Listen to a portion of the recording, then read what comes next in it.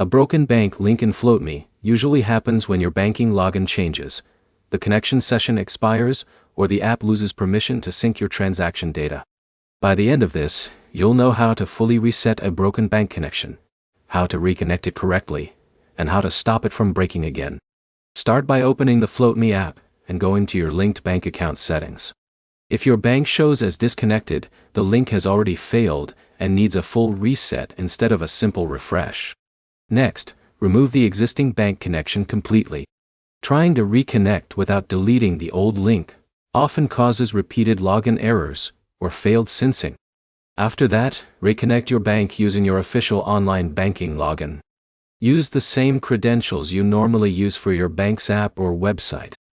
If login fails, the issue is usually coming from your bank credentials, not FloatMe itself.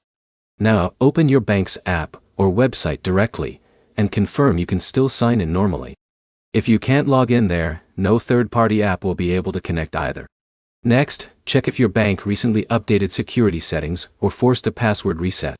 Banks often break external connections after security updates, even when your login still works. If that happened, update your credentials first before reconnecting FloatMe. Now make sure your FloatMe app is fully updated.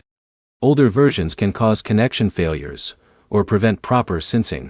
If the connection still fails, sign out of the FloatMe app and sign back in. That forces a fresh session and can clear stuck authentication data. If you recently changed phones, banks, or passwords, the system may require a full relink to stabilize.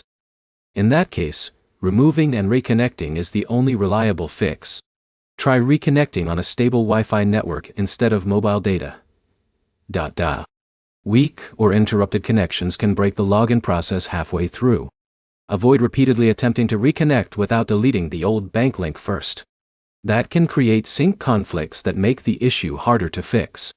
If nothing works, contact FloatMe support and include your bank name and error message.